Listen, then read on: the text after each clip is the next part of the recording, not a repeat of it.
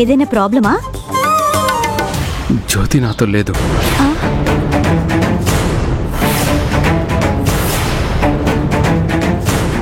ఏంటి రాజీవ్ గారు ఏమంటున్నారు? మాకు గొడవ అయింది. తను ఎక్కడికి వెళ్ళిపోయిందో తెలీదు. నిజమా? మీ ఇద్దరి మధ్య గొడవ జరగడం అస్సలు ఎక్స్పెక్ట్ చేయలేదు. మా ఫ్రెండ్స్ కూడా చాలాసార్లు అనుకున్నాం మీలా ప్రేమించే హస్బెండ్ దొరకడం జ్యోతి అదృష్టం అని. ఇంతకీ జ్యోతి ఎక్కడికి వెళ్ళింది? అదే తెలియటం లేదు. నేను ఫోన్ చేసినా తీయటం లేదు. మీరు ఒకసారి మీ ఫోన్ నుంచి జ్యోతికి ఫోన్ చేయకూడదు? తను ఫోన్ లిఫ్ట్ చేస్తుందేమో. ఇప్పుడే చేస్తాను.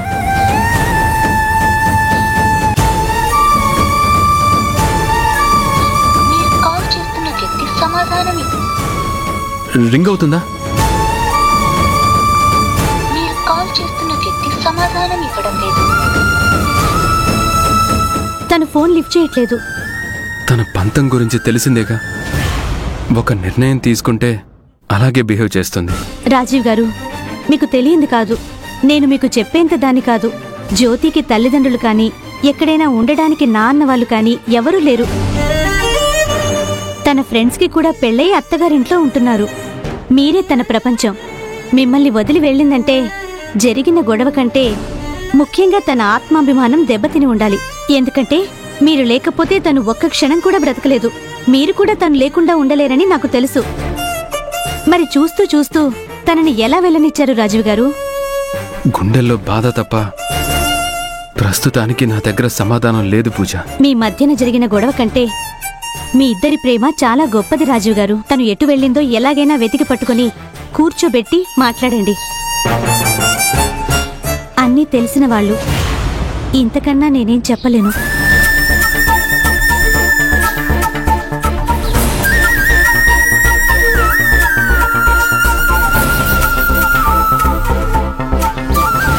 నా ఆవేశం వల్లే సిచ్యువేషన్ ఇంత దాకా వచ్చింది. నిజంగా నేను తప్ప జ్యోతికి ప్రపంచంలో ఇంకెవరున్నారు? నా వల్లే కదా జ్యోతి వెళ్ళిపోయింది.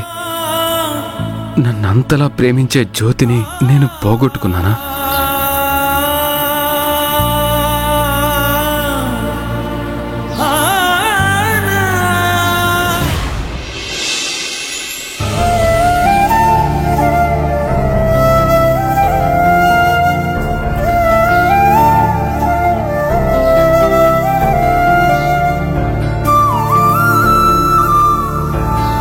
అన్నా, ఇక్కడ వైజాగ్ వెళ్లే బస్సులు ఎక్కడ ఆగుతాయి?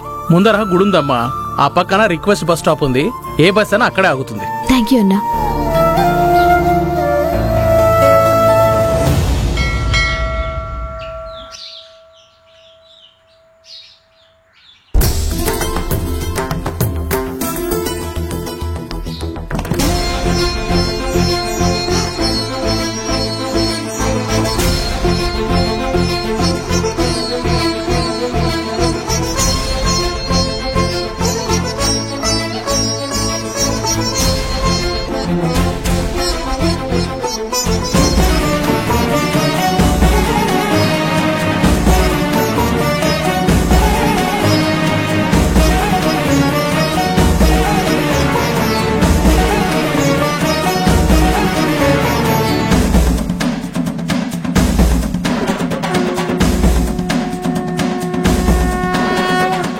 బాధ బంధాలను దూరం చేస్తుంది.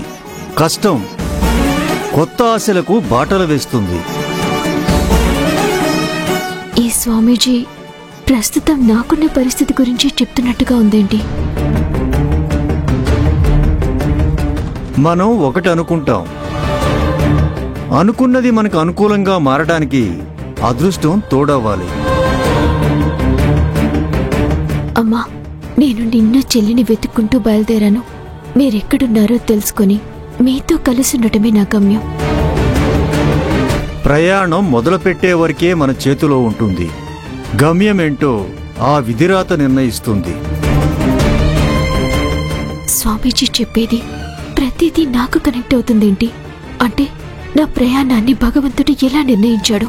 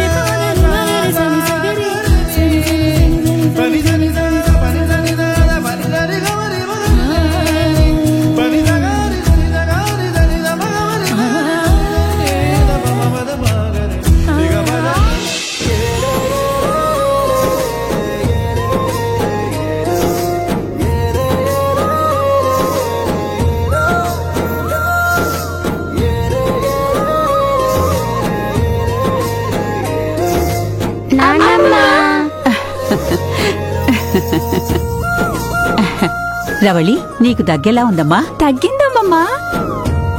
మీరంతా పళ్ళు పాలు తీసుకున్నారా? తీసుకున్నామమ్మా. అమ్మా బ్రహ్మాంబిక గారు, మీ ప్రేమ ఆప్యాయతలే బిడ్డలు వదిలేసిన మా తల్లిదండ్రులకి, తల్లిదండ్రులు లేని ఈ అనాథలకి మీరే కొండంత అండ. మీ నీడలో మేము చల్లగా సంతోషంగా ఉన్నాం. మీరు 1000 ఏళ్లు బతకాలమ్మా. దేవుడు మీకు ఆయురారోగ్యాలు ఇవ్వాలి.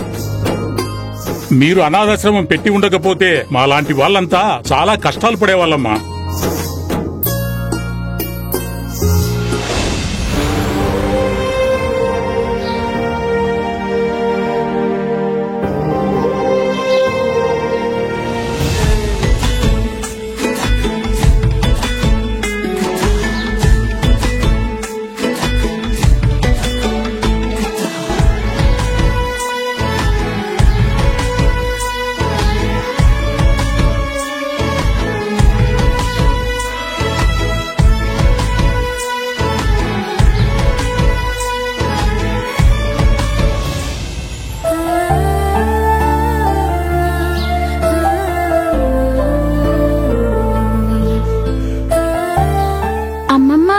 ఏంటమ్మా?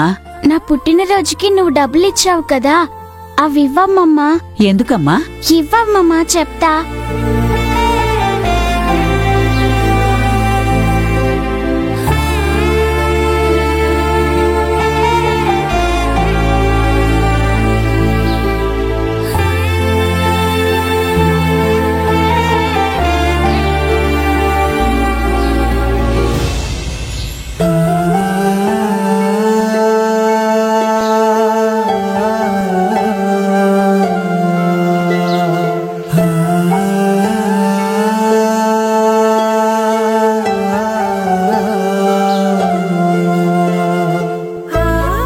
అమ్మా, నిండు నూరేళ్లు ఆ దేవుడు నిన్ను చల్లగా చూడాలమ్మా నా తల్లి.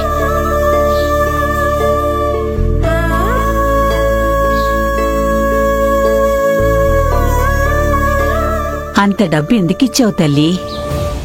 మన దగ్గర చాలా డబ్బులున్నాయి కదమ్మమ్మా.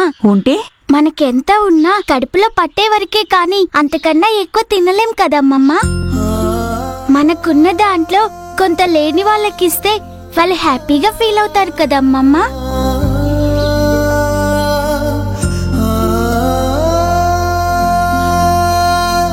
వాళ్ళకి కావలసినవి కార్లు, పెద్ద ఇల్లు కాదమ్మమ్మా. తినడానికి కొంచెం అన్నం, ఉండటానికి చిన్న ప్లేస్, అంతే కదా.